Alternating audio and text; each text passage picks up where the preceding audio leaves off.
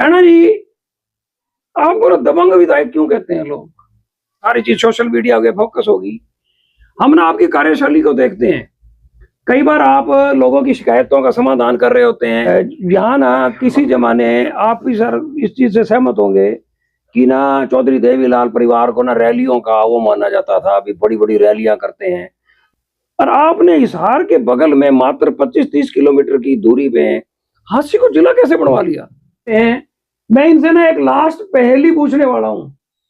प्याना जी, हमारा फतेहाबाद का भी आधा हिस्सा हांसी विधानसभा में हमारा हक है, आधा। अच्छा, इसका जवाब दो, कैसे है? बिल्कुल है, नो डाउट। अब हरियाणा जनादेश टाइम्स के ऑफिस में विनोद भ्याणा जैसी शख्सियत हो और थोड़ी सी हम राजनीतिक तड़का खबर को ना लगाए तो हमारा पत्रकारिता का धर्म भी नहीं पूरा निर्वाह होता। भ्याणा जी, आपको दबंग विधायक क्यों कहते हैं लोग? ये तो मैं क्या कह सकता हूं, जैसे कि मैं अभी कह रहा था, एक निर्भीक पत्रकार हैं आप, एक निष्पक्ष पत्रकार हैं। आदमी के हर अपने कार्य करने का एक तरीका होता है। मतलब एक किसी की बात, अपने हलके की बात हो, अपने लोगों की बात हो, अपनी पार्टी की बात हो, अपने सपोर्टर्स की बात हो, उसको निडरता से उसकी बात को उठाए तो निश्चित तौर पे जो देखने वाला होता है, जो सुनने वाला होता है, वो कहता है कि वाकई बंदा ठोस है और ये बिना डर भय के काम करता है। आज की बात मैं बताता हूँ आपको। आज एक हमारे हांसी में किसी ने किसी दूसरे पे प्लाट पे कब्जा करने का प्रयास किया, तो मैंने उसको बड़ी साफ शब्दों में कहा, ये हांसी है तो इसको थोथ मत समझियो। मतलब अपने आप में बड़े बदमाश समझ रहे थे अपने आप को। एक दिन 1 मिनट में ही जब मैंने उनको आंख दिखाई, प्लाट छोड़ के चले गए। तो आपको देखो, निर्भीक, निडर और दबंग को राजनीति में रहना तो होना पड़ेगा। नहीं तो अगर आप कमजोर रहोगे, अगर आप दब्बू किस्म के नेता रहोगे, तो फिर कमजोर आदमी का तो कोई भी साथ नहीं देता। और यही कारण है, जब हम अपने व्यक्तियों के लिए, अपने आदमियों के लिए दबंगता से लड़ाई लड़ते हैं, उनके सही काम में उनकी दबंगता से सपोर्ट करते हैं, तो लोग उसकी प्रशंसा भी करते हैं। लोग कहते हैं कि ये हमारी लड़ाई अच्छी ढंग से लड़ सकता है। और मैं ये कहना चाहूंगा कि इंसान अगर राजनीति करता है तो दबंगता से ही करनी चाहिए, किसी से डरपोक होकर राजनीति नहीं करनी चाहिए। भ्याणा जी, मैं आपको बताता हूँ, जो हम आकलन करते हैं, हम देखो सोशल मीडिया युग है। जैसे अभी राजपाल यादव जी भी कह रहे थे भी आजकल कोई टीवी नहीं देखता, सारी चीज सोशल मीडिया पे फोकस होगी। हम ना आपकी कार्यशैली को देखते हैं। कई बार आप लोगों की शिकायतों का समाधान कर रहे होते हैं। कई बार आपको ना जिला जिला बढ़ने की भी बात आपसे करेंगे। मैंने ये देखा है कि आप किसी को ये नहीं कहते भी कल आना, तेरा फोन करूंगा, तुरंत फोन करते हैं। ऐसा सही है वास्तव में? नो डाउट, मैं फोन करता हूं, उसके सामने करता हूं। ये नहीं कहता कि तू मेरे को कागज पकड़ा जा और मैं तेरा फोन कर दूंगा, नहीं, उसके सामने फोन करूंगा। वो अलग बात है कि काम 100% नहीं हुआ करते, किसी का काम हो जाता है, किसी का रह जाता है, कोई किसी कारण भी रह जाता है भी वो कानूनी दृष्टि से ठीक नहीं है, तो काम रह भी जाते हैं। मगर उसकी पूरी संतुष्टि करवा के भेजता हूँ। देख, मैं तेरा फोन तो कर रहा हूँ, मगर तेरा काम, मुझे नहीं लगता कि तेरा काम होने वाला है। मैं बड़ी स्पष्ट बात कहता हूँ, चाहे वो मेरा साथी। और विशेष बात ये है कि मेरे पास जो भी आ जाए, किसी पार्टी का आ जाए, किसी दल का आ जाए, किसी बिरादरी का आ जाए, किसी गांव का आ जाए, मैं कभी किसी से ये नहीं पूछता तू कौन सी पार्टी का है, किसका वोटर है। मैं उसका काम, क्योंकि वो मेरे पास आया है और विधायक मैं हूं, और बेचारा जाएगा किसके पास? मेरे पास ही तो आएगा।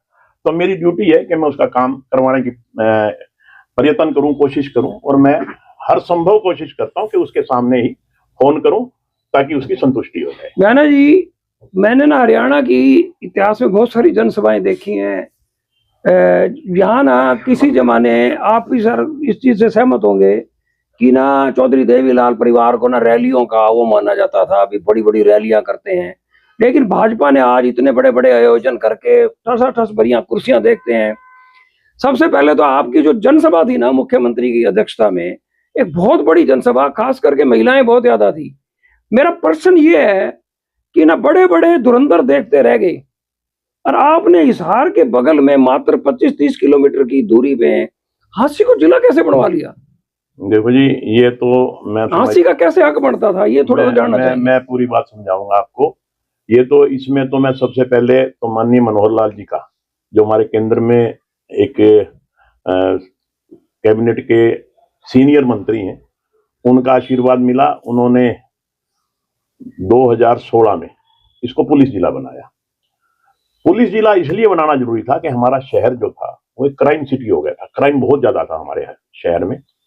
उस क्राइम को कंट्रोल करने के लिए माननीय मनोहर लाल जी ने, जब वो तत्कालीन चीफ मिनिस्टर, उन्होंने इसको पुलिस जिला बनाया।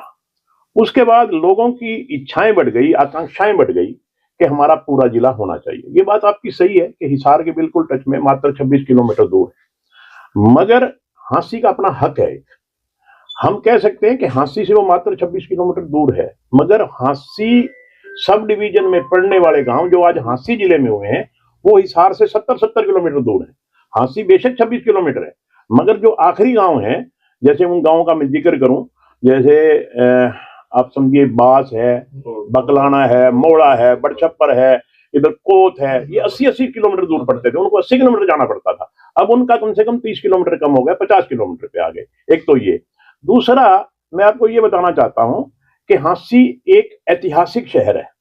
हांसी ने अंग्रेजों के टाइम में इतनी बड़ी बड़ी लड़ाइयां लड़ी हैं। हमारे जो आजादी के दीवाने थे कई फंदे को चूम गए। आपने लाला हुक्मचंद जैन, मुनीर बेग, इनका नाम सुना होगा। इनको वहां हमारे डड्डल चौक में सिर्फ इसलिए फांसी पे लटका दिया गया कि इन्होंने आजादी लेने की जिद नहीं छोड़ी।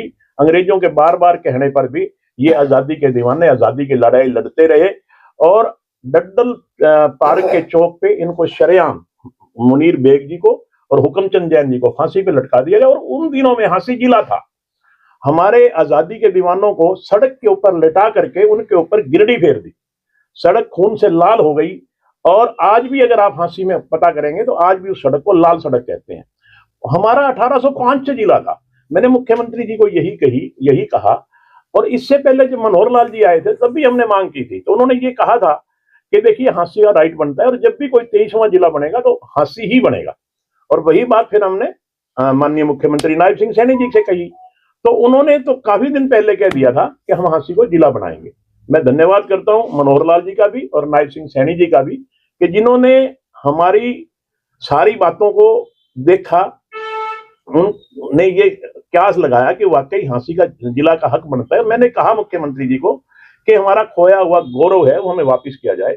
मैं धन्यवाद करता हूं माननीय नायब सिंह सैनी जी का कि उन्होंने हमारी बात को माना और हमारी जरूरतों को समझा, हमारे संघर्ष को देखा, हमारी कुर्बानियों को देखा और हमारे गौरव को वापस करने का काम किया। मैं अब भी कहता हूं कि हमारा हक था और माननीय मुख्यमंत्री जी ने हमें वो हक दिया है। गाना जी, हमारी बातचीत का अंतिम प्रश्न है, मुख्यमंत्री की कार्यशैली को लेकर, उनके व्यक्तित्व को लेकर है।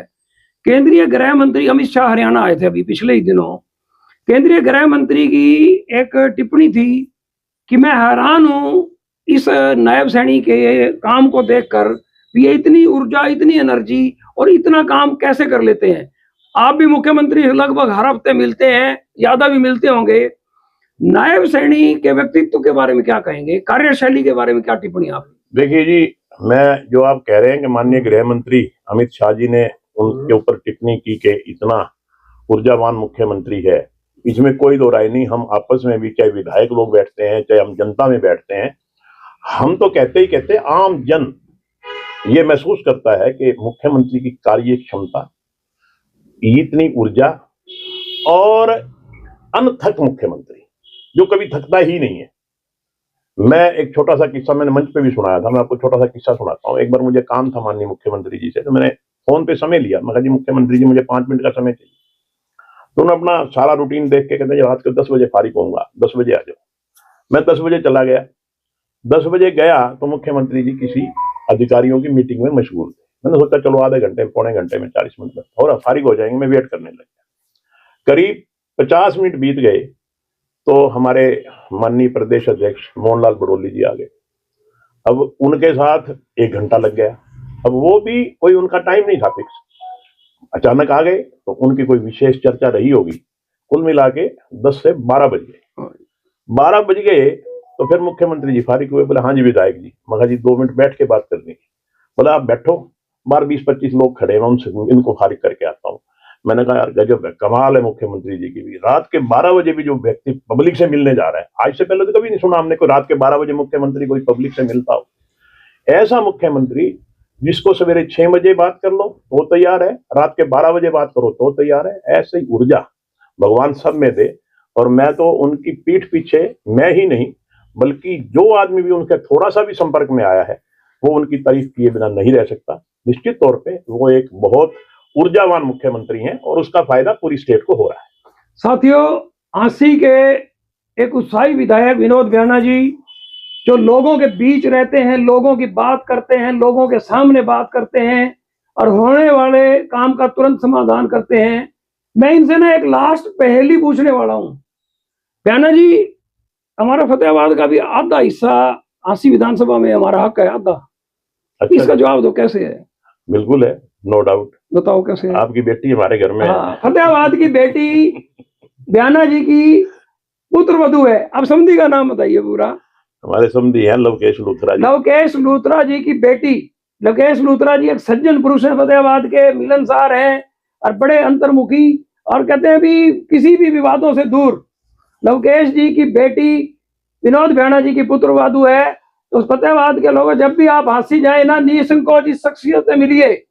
आप कहेंगे मैं फतेहाबाद से हूं, तो ये नहीं कहेंगे कि फतेहाबाद का झांसी में क्या काम है, क्योंकि फतेहाबाद का तो सारा ही काम वहां है, क्योंकि गृहस्थ की दूरी में इनकी पुत्र वधू है और फतेहाबाद की बेटी है। इस वीडियो को आपने देखा, एक बहुत ही शानदार बातचीत, इसे बहुत ज्यादा शेयर कीजिए। और राजपाल यादव जी ने एक बात और याद करवा दी है कि विनोद बियाना जी के जिम्मे फतेहाबाद विधानसभा क्षेत्र का प्रभार भी है। जहां जहां भाजपा हारी, जीते हुए भाजपा विधायकों की ड्यूटी लगाई गई है कि उन विधानसभा क्षेत्रों में जाकर स्थितियां देखें, क्या हमारा कमजोर पक्ष रह गया, उसे हम ठीक करें। विनोद बियाना जी लगातार यहाँ आते रहते हैं, फिर बातचीत करेंगे और अच्छी बात करेंगे। आज इतना ही, धन्यवाद।